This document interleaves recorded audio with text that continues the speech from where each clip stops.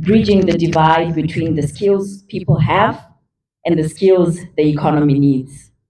We will therefore delve into what's missing, how we can build those skills, as well as the crucial role of foundational competencies like soft skills. My first question is directed to Memory, Tariro, and Jabulani. We'll start with the what. So, beyond the common examples of AI, digital literacy, and technical skills, as alluded to by the PIMSEC earlier today, what would you say are the most surprising or under discussed critical skills shortages that you're seeing in our economy today? Thank you, Michelle. So I will say one of the most I'll use underrated. I am representing the Gen Z today, so we will use the language that has now entered the workforce. Underrated. So one of the least spoken about or underrated skills that we see in the market today is the learnability. And this goes beyond just the desire to want to learn. This goes into what are you as an individual doing to manage your curiosity? Are we just waiting for the company to approve a course for you to do in 3 days' time? And being someone that works, we are the Zimbabwean workforce, but we work with the first world. So we are matching our skills to the people that are already at 5.0, and we are still in 3.0, and they have demands because they are paying us. So we cannot wait for somebody to learn how to use HubSpot by going for a 1 week course. We are now saying bring that education into someone's habits. People need to learn how to be curious enough. We've got YouTube, we've got HubSpot. People use TikTok. Did you know TikTok has a STEM platform? People say they don't have data to go on YouTube, but they have data to go on TikTok. How many of you have done maths on TikTok? And I think it all comes back to just that curiosity. And secondly, I would say the ability to have commercial acumen. Most of the times we stagger the skill set that we have to say the managers need to have the commercial acumen, but the administrator should not. I should be able to know in my position how I am contributing to the bottom line of the company, regardless of what I am doing. If I am cleaning, I remember one time we had a conversation with our visionary where he was talking about how the gentleman who was cleaning at NASA was asked what he does, and he said, I am helping to get the first man to the moon. It doesn't matter what you are doing, but do you understand how it is contributing to where the business is going? Thank you. Well, thank you so much for that contribution, Tario. It brings us back to what our Memory said earlier to say human capital is capital in the context of production. Are you producing? That is the question. So over to you, Memory. Okay, so yeah, when I look at the skills, I think we are very clear on the ones that drive economic development, especially equipping people with the skills to fix things. That's the first one that we need. You know, there's a housing development boom in Zimbabwe. We want that to extend to factories and others, manufacturing plant and the technology that he was talking about. But we need people who can fix things. Basically, that's your artisan kind of people. Then the second one is the quality of management. There is an assumption that if someone is given the title manager, they must be good at managing or leading. In the majority of cases, we actually have got very poor management skills because there are people who have been elevated to those levels without necessarily being prepared or without capacity for those roles.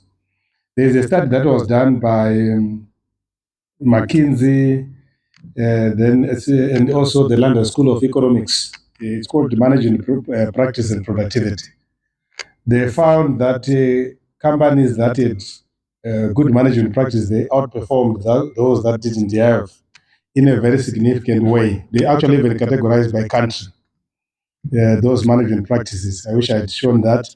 So what they found is that management quality of managers tend to be higher in countries with multinationals, okay, compared to countries without multinationals. I'm sure for those that grew up a while ago, you would know the days of Anglo, Lonro, in their graduate management program, in the management development that they used to do. So those people would then move from multinationals to local organizations, and the quality of management then goes up. So that's a fact that we need to look at. I think we are overproducing managers of poor quality.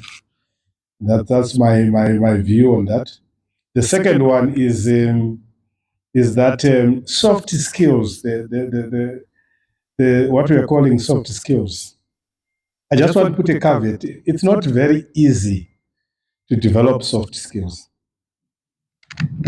because soft skills are a function of an individual's personality. That's why they are very difficult. I just wanted to take a pen and paper, if you want a pen and paper, so that I can show you how difficult it is.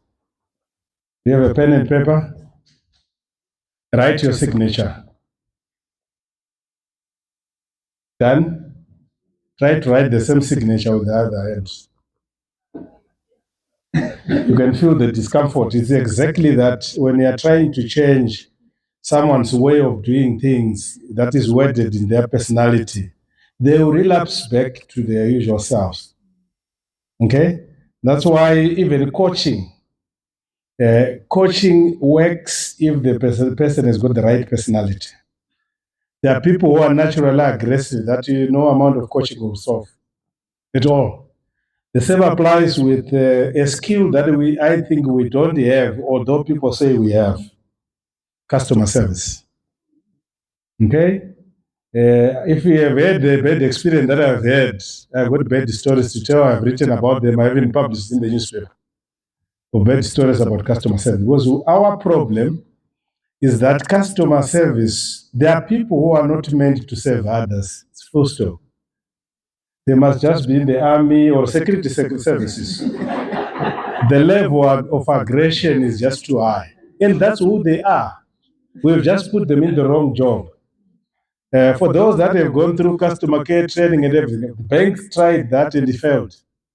You send someone for customer care training, they come back worse. Because they are also easy to copy habits from other people. Say, "I'll dairy, right? We're going to grow us." Yeah, okay, so customer service, putting people in the right jobs that go with their personality. I'm sure you have also had an opportunity to interact with people who are so pleasant. We say they've got high agreeableness. That's the trait. You can't offend them, no matter how offensive you are. They're still smiling. They're still, you've met people like that. Yes. Then there are people, the moment you say something negative, they go up in flames. And so that's another underrated skill that we. So the solution is not to train more people in customer service. The solution is to train the right people in customer service. That's what we need. Thank you. Thank you so much for that. Let's move on to Jabulani.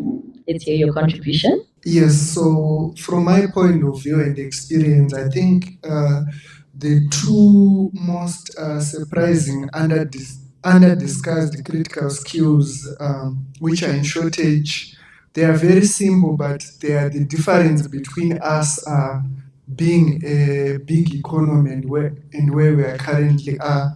Number one is data literacy.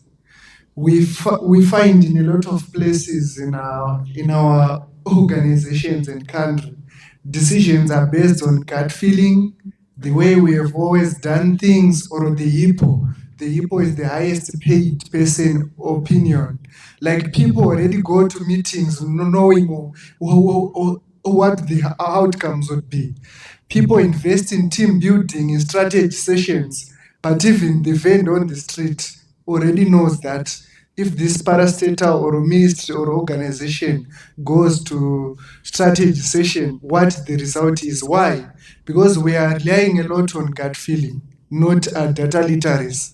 Data literacy is the ability to argue and make decisions based on data, not just how we see things. Because when we tend to make decisions on how we see things, we are bound to be led astray by stereotypes, biases, or things that are not on the ground. Then number two is systems thinking. A lot of people are very good when they are doing the one skill that got them their job, a job, like they're an accountant. Give them Excel, they do wonders. But when you want to sit them down and want to get something of value out of the numbers they have produced, they are stuck.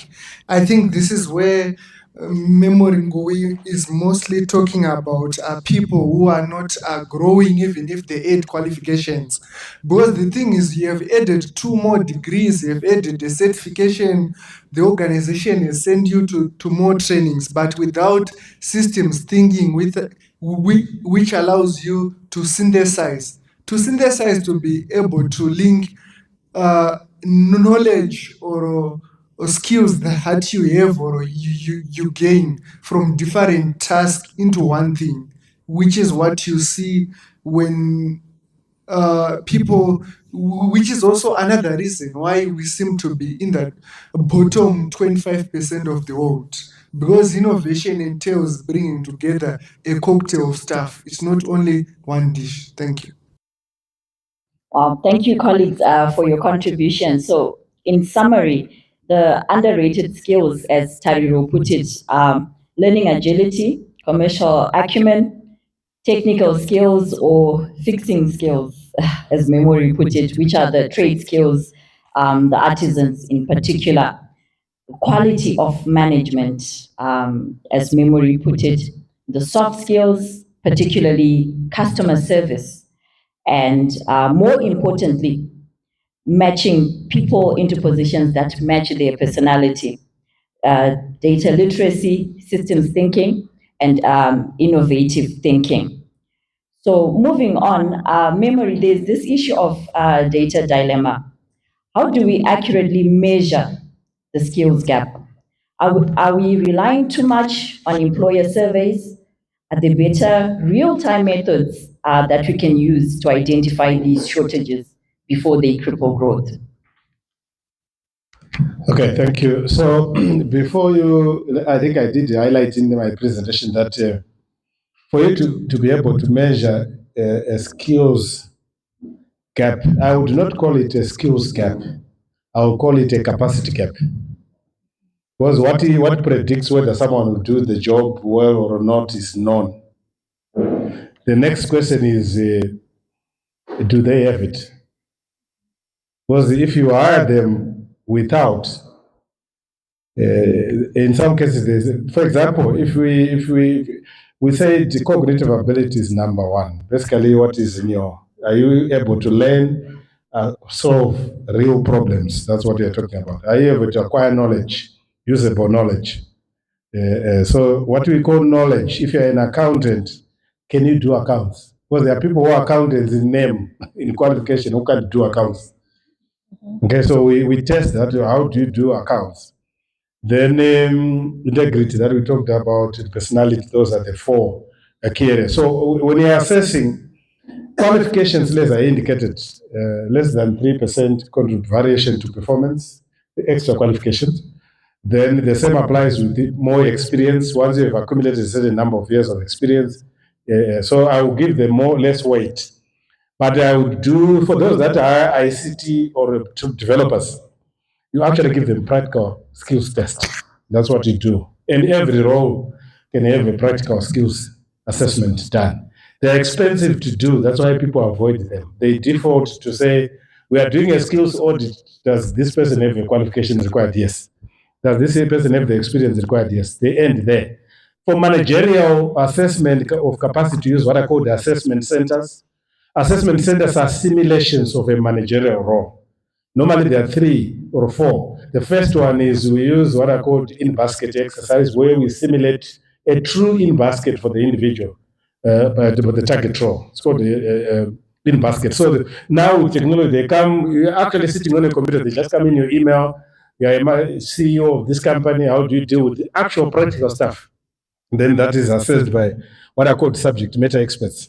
Then we also give you a presentation of a scenario, maybe develop a strategy for a company. The third one is a role play, handling a difficult board member, if you're a CEO, or handling a difficult subordinate. Then there's what is called the leaderless to group discussion. Those are the 4 key assessment centers that we use. I know most of the multinationals used to do that. You wouldn't go for promotion into any managerial supervisor role without going through an assessment center for managerial capacity. That is what is used to assess managerial capacity. So those are the tools that I would use. I would say most of the skills audits that people are doing basically useless stuff that they do. Wow. Yes, please, you can jump in. Thank you. At a national level, there are ways that we can use to measure skills gap. We can use unemployment of resources.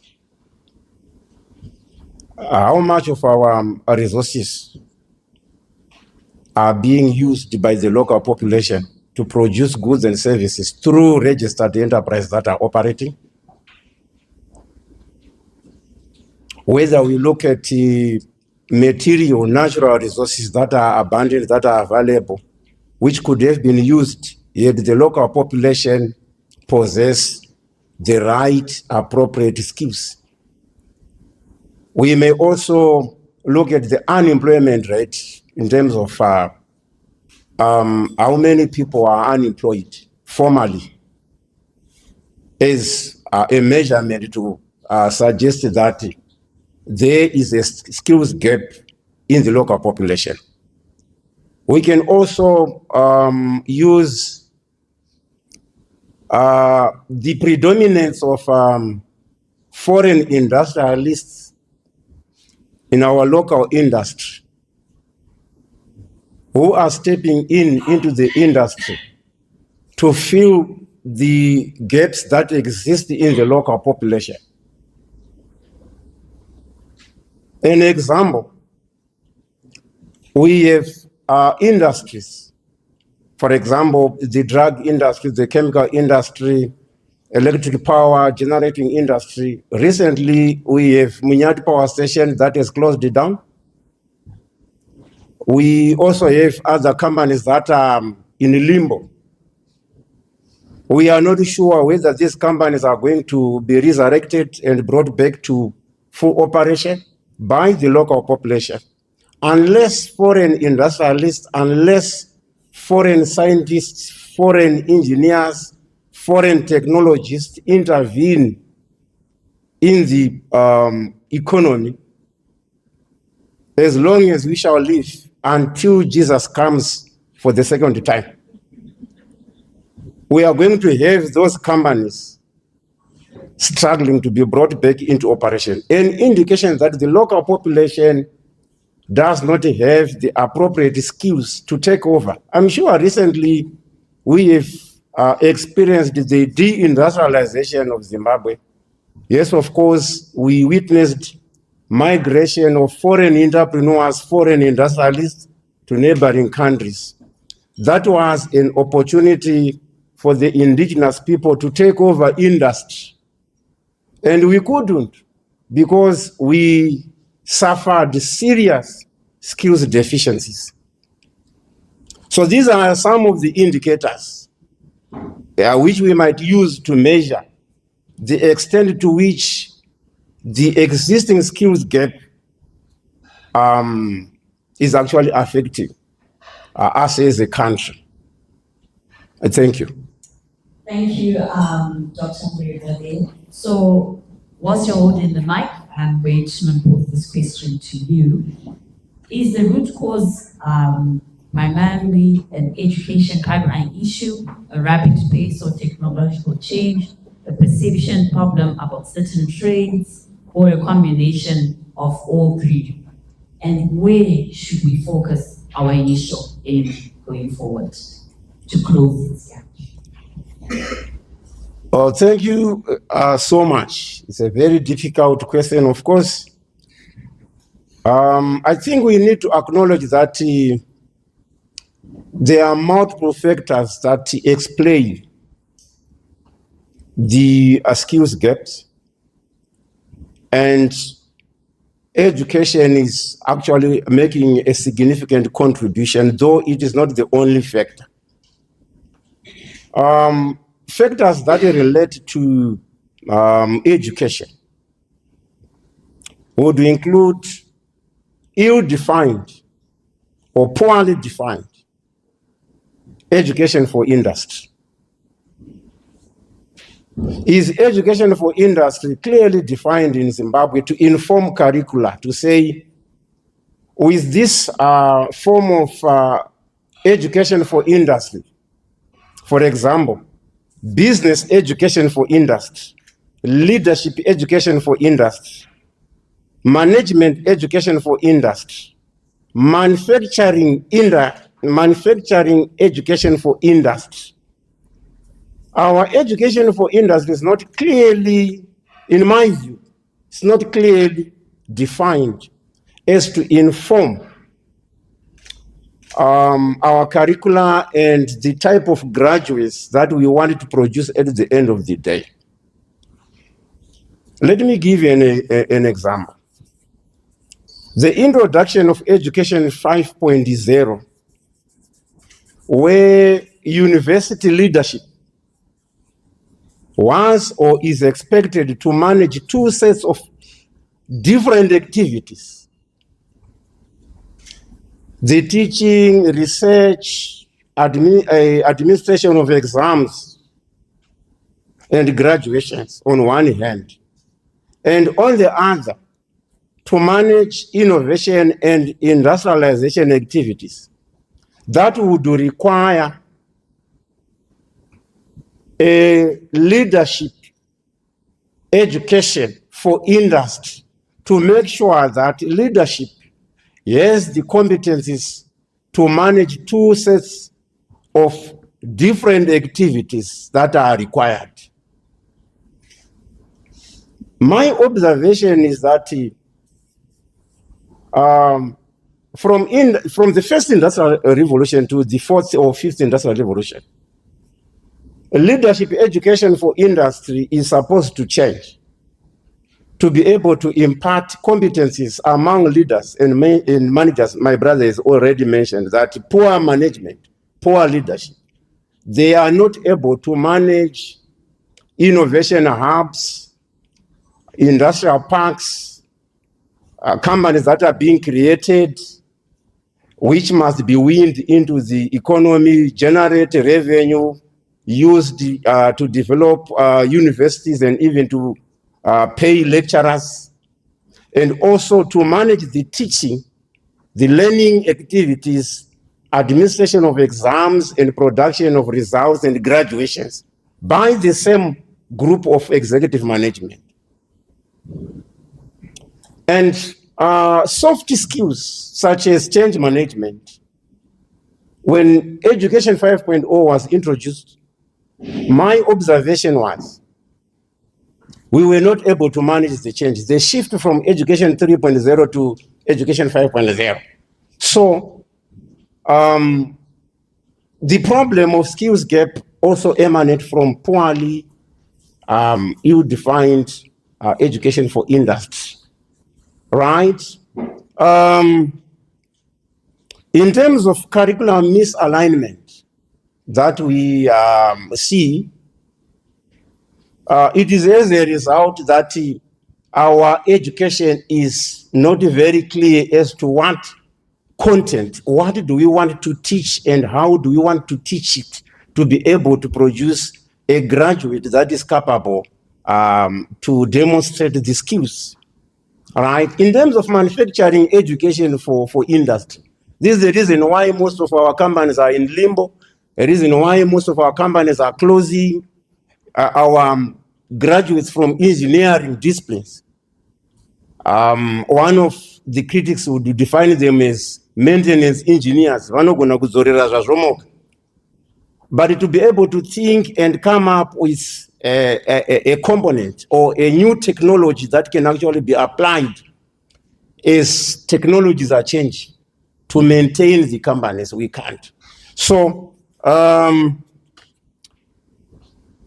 the teaching methodologies that are also being applied I have been in higher education since 2012. I was at Chino University.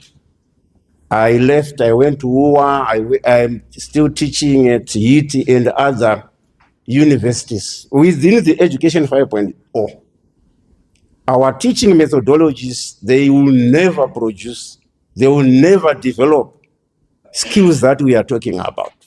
Why? Under Education 5.0, a lecturer is supposed to teach 3 to 4 weeks with 40% theory and 60% practicals. I was teaching engineering students in mechatronics, electrical engineering. You give them a project. In the third week, you are told by the chairperson, we want coursework. When students are still working on their project concept, coming up with the bills of quantity, the university must secure materials. It is still examination oriented. And then we are producing half-baked students. So teaching methodologies and a lack of global curricular benchmarking. How many of our universities are also benchmarking in terms of their curricula? We are not into those things. And then aside from education, from higher education institutions, our companies, they are also making a contribution in terms of them being learning organizations. How many of us are coming from learning organization companies that believe in continuous learning, whether it is skilling, upskilling, reskilling, training programs to make sure that their employees are moving in tandem with the changing, revolving needs of the industry. So our companies are also contributing in terms of having no robust R&D, research and experimental development units in our companies. I'm sure most of them, they are not in good states. So what can we expect even when we send our children, our graduates for industrial attachment? Are they also going to benefit from the research and experimental units of those companies where they are finding their industrial attachment? Then quite a number of factors, of course. And then my question is, we are saying rapid technological advancement to explain the skills gap. Dr. Manu indicated that the industrial revolutions, they just described situations in America and UK. Where are we as a country? Are we at industry 1.0 or 2.0 or 3.0? And we want to catch up with the rest of the world. My brother indicated that we can leapfrog, but how? With the way we are teaching. No matter how religious we are and how prayerful we are, I don't think it will be very difficult for us to leapfrog unless we also change our curriculum, our teaching methodologies, our companies transform themselves into learning organizations and collaborate with industry. Then we are then going to be leapfrogging. The government has done quite a number of things in terms of infrastructure. We now have innovation hubs. We now have industrial parks. Universities, especially the public universities, they've been given grants for research.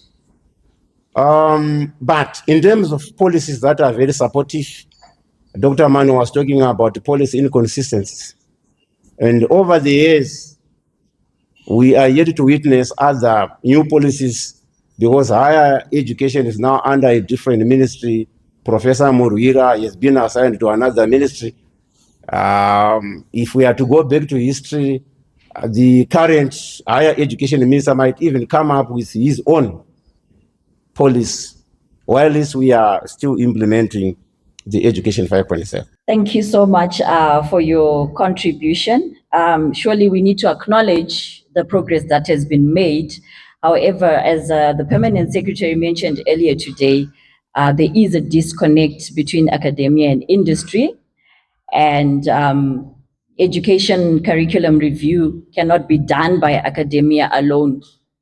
It should be done in consultation with industry. And I think that's a challenge as well as a call to action to all the academia that we have present today, including yourself, Doc, that we surely need to include industry in the formulation of our curriculum if we are going to make any real progress. Okay, moving along, we're going to move the conversation from diagnosis to solution, focusing on practical strategies. And I'll pose this question again to you, Memory, as well as Dr. Murebwa. The burden of upskilling cannot fall on one group alone. So in your view, what is the most effective balance of responsibility between individuals, employers, educational institutions, and government? And can you give an example of how you see this working well? Start with you, Memory. Okay, thank you. So, yeah, I struggle with obviously the notion that the employers know what is required. Most of them don't. Why am I saying that? Because the needs of the employers cannot be the same. We've got different industries, and those needs are not the same. So if you look at other countries, what they've done is they have really produced a graduate who can think and find solutions rather than molding a particular graduate. Yeah, we are being rigid. You produce a very rigid graduate. You want someone who walks into industry and can think beyond what they are seeing, basically critical thinking. That's why you find South Korea and a few other countries are already teaching critical thinking from preschool, because they want to produce a graduate who is not going to be confined by what they have studied, but what needs to be solved. That's what you need. So my solution would be that the government must not worry about the industry. They must worry about producing a graduate who can go and fix things. Whether it's a year or in South Africa, they must, if I give them a year's training, I must say, this is the person. Because I don't expect a graduate straight from school to go and fix a lot of things. I want a person who can learn and think quickly and be able to learn what we want. Because technology is different, technology is changing, machinery is changing. So if you teach them on a particular machine, what happens when that machine changes? So that's my solution, number one. Number two, I think there's one big issue that we are neglecting, which is the quality of teachers that we have from preschool to secondary. I was laughing with a cousin sister of mine who is teaching preschool, how she struggled to even get to qualify for O level.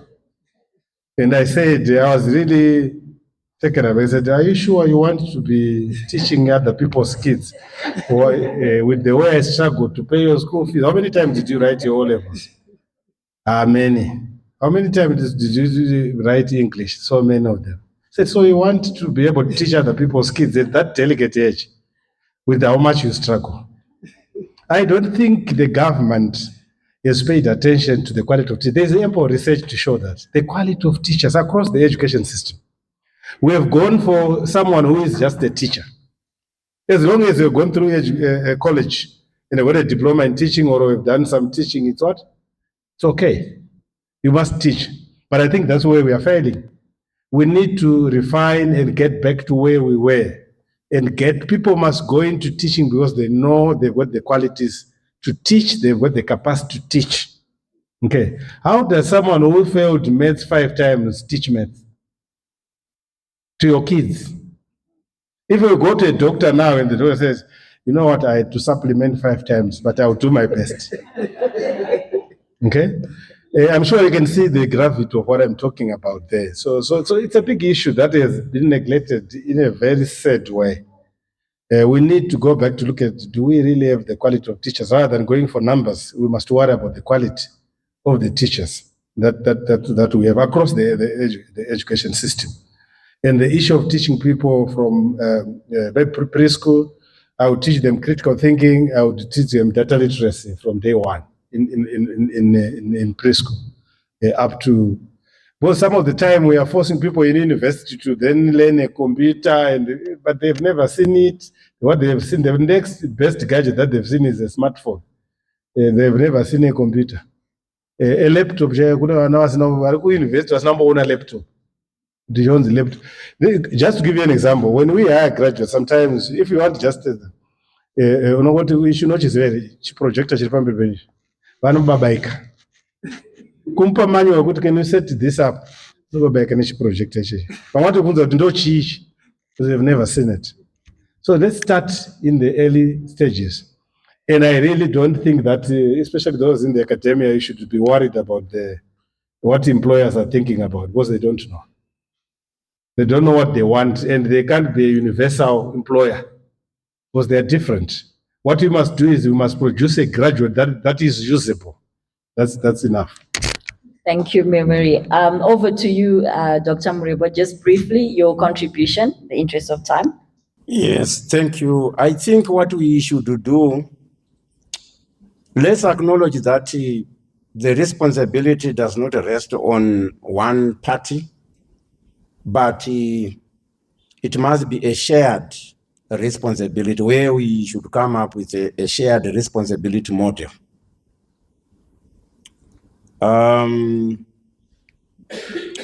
In terms of curricula, it should not be the sole responsibility of university independently coming up with a curricula, but it must also do in consultation, or they should not necessarily consulting, but work together to co-develop and design curricula. In terms of teaching methodologies, let's have an industry integrated teaching and learning model where people from industry should also be given opportunities to come and teach. And the lecturers also being attached. Chinhoyi University at one time wanted to send all lecturers to industry for an industrial attachment, especially during sem breaks. And it was resisted. But in my view, that was proper. To make sure that we are not lagging behind trends. What we are teaching is what is actually taking place in the industry. Those are some of the things that we can do. Thank you. Yeah, there is just one more. I don't know the answer to this one, but I've always wondered why would you have a degree program that is so narrow, especially for non-technical degrees? For example, tourism, or entrepreneurship. Why do you want to teach them on that when anyone can do it? I think I need to respond. The reason why we are having challenges in Zimbabwe, we have more administrative managers and leaders than entrepreneurial managers. There was a conversation that I found going on where ideas are being resisted. When you are working in an environment where the manager is more administrative than entrepreneurial, that manager will never appreciate new ideas. He or she is working with procedures, processes and standard operating procedures that must be adhered to. You must consult each and every time. There is a chain of things when time is ticking away. So why we are teaching entrepreneurship and business management, a reason why I'm saying what education for what industry. Entrepreneurship education should also be tailored to develop entrepreneurial strategic managers to be able to lead industry in the 21st century. The reason why most of our companies are lagging behind in closing, managers are not entrepreneurial to be receptive to new ideas and new technologies. They maintain the status quo. Let me answer. Okay, so I hear you talk. My challenge with that is when you bring people into industry, they are going to work within very serious constraints. Even your best entrepreneurial people will go into a hierarchy that has got 12 layers for the idea to be approved. No matter how entrepreneurial they are, very unlikely to succeed. So there are constraints already from day one. That's number one. Number two, you may also be aware that maybe I should ask this question, but don't answer now. is that how many of your entrepreneurial students have been entrepreneurial in the sense that you envisaged when you came up with the degree? Number two is that the managers who have got a closed mind, who don't want new ideas, it's largely their personality, what is called openness to experience. So there are people who will stick to what has worked for them before, regardless of what you bring, because they are wedded to the tradition. That's how they are. They don't want to bring in new people. They are risk averse and everything. Those are the issues that you find. I thought that you, maybe the name or you are teaching something else, because I have not looked at the content. I was just fascinated by the name. This is why the entrepreneur one, I saw it a few years ago. When I was looking at the tourism one, I thought most of the tourism students ended up just being clerks. Okay, being confined to it. Suppose someone will say, okay, I can't go to a bank because I've done tourism. You must go and work in the tour. So you confine the kids instead of them being more versatile. Give them the opportunity. That's why I'm saying, if you look at some of the best entrepreneurs in the world, they have never gone into a school for entrepreneurs. And entrepreneurship sometimes comes naturally, if you have noted. Thank you. Wow, I'm very happy that we've ignited this conversation between industry and academia. Clearly, Kuzi, we need more time for this conversation, and we cannot finish it today. But I'm glad that the conversation has started, and it's a well-rounded conversation, much needed. In the interest of time, Let me just respond. Okay, briefly, please. This time, Memo is not going to respond. The reason why we are having a high unemployment rate in the country is that there is a lack of entrepreneurship education in the country, which dates back to colonial education. What the colonial governments did was never to teach an African entrepreneurship. I studied colonial education when I was training as a teacher some years back, and then I went into higher education. It was deliberately done not to teach entrepreneurship to the black. An entrepreneur is anybody who is able to identify an opportunity and mobilize resources. For example, I have identified an opportunity for a business in the water sector. What then am I going to do? Register a company, employ water engineers, employ engineering students, and establish a company, which does not necessarily mean that I must have a water engineering degree or qualification.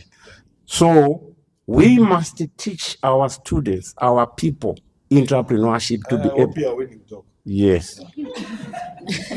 Clearly, this conversation will need to continue, and I can attest to my colleagues from industry that are sitting in here.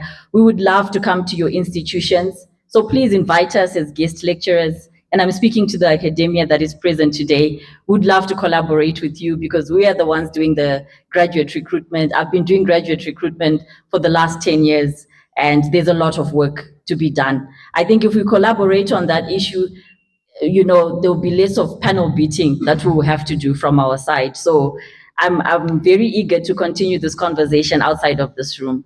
All right, so moving along, we will now conclude our discussion with the way forward, collaborating and future-proofing. Tariro and Jabulani, I'll direct this question to you. So with the pace of change, how do we shift from training for the jobs of today to building resilient, adaptive learners prepared for the jobs of tomorrow that don't even exist yet? All right. So, as much of what has been said in previous discussions, in the past we were training for roles. Like someone goes to, there was a time where you knew that you just go to UZ or any other university, you enroll for tourism, and you knew that Crown Plaza or Holiday Inn or Mickey's was already waiting for you. So we were training for roles. So let's move from training for roles to develop someone with adaptive strategies. We are now in an age of AI, is what Nguwi was saying. Why are we confining someone to just start tourism and a narrow type of focus? Let's train them in such a way that they can fit in more than one industry. They can do more than one task. They can synthesize their skill to be able to work maybe in private wealth management in a bank. They can be able to work in customer success in a technology company. Or if we put them in a mine, they are able to work maybe in investor relations or somewhere. Because at the end of the day, there are some concepts that are linear or the same among those industry. We also need to teach people. It's an offshoot of systems thinking. People need also to be taught how to learn.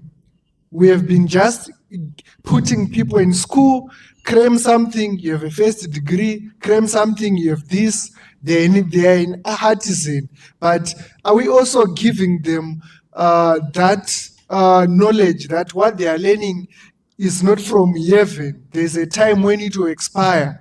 There's a time when new machinery, new technology, or new ways of things will come. So we need to teach people to learn and unlearn and also relearn. And also, as I was speaking to colleagues during tea break, upskilling and changing your way of thinking, it requires humility. So we also want to acknowledge, and as Yuval Noah Hariri says, go on a journey of discovery of ignorance. We have grown up to certain statements that Zimbabwe is number one on English in the world. Zimbabwe produces the best people. We are the best at whatever we do. We are needed everywhere. I think we overgeneralize some of these things. So we need a reality check. We need to go back to the indexes of patents of the foreign direct investment we are receiving, our ranking on cognition and on innovation, and ask ourselves why DRC and Mozambique, with at a time when the terrorism war and a lot of other things, their economy was attracting FDI more than us, and they were growing their GDP. Despite us not being in that dire situation, we were still behind them. So we need new knowledge and new statements than stick to the glory of the past. Thank you. Thank you. Tariro, your contribution, please. Thank you, Michelle. So I will say that training for jobs that don't exist yet will have to happen again. 3 different stakeholders, that is academia, the business, and the person. For academia, I think one thing that we need to do, like Memory has been highlighting and emphasizing in the previous conversation, to not box our students. This is only because where the world is now going, if you're going to take a student on a 3-year journey of learning a programming language, by the time they graduate, that language is obsolete. Case in point, there are people who went on a 3-year journey to study software development so that they can build apps. In 2023, a company called Lovable was formed, and that is an app that you can create an app of your own in 5 minutes. What happens to that person who went to school for 3 years to learn something that an app is now doing in 5 minutes? Secondly, we're also going to look into business. This is us, everyone here who has the potential to recruit, hire, and write up a job description. I'm speaking about Lovable. It was only formed in 2023, and yet you'll find job descriptions are heavy with requests to say, we need somebody with 8 years of experience in this, and yet that skill was only discovered 2 years ago.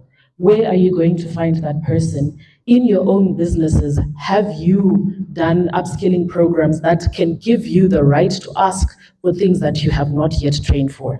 And I also want to talk to the job seekers.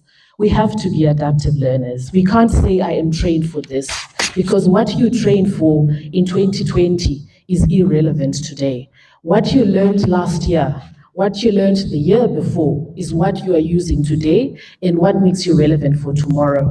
And so I do say that we have to move into becoming those T-shaped type of learners. You have a lot that you know, but you're able to adapt into the different batches of them quickly and most responsively. It's now become an adapt or die type of environment, and we must adjust. Thank you. Wow. Thank you so much to our panel for an insightful discussion. We've clearly identified the gaps, we have explored innovative solutions, and underscored the timeless value of soft skills. The challenge is very clear, but so is the way forward. It definitely requires collaboration, investment, and a shared commitment from all of us here today. Government, academia, and industry. And I hope and trust that the conversation will continue even after today. Thank you so much, my panelists.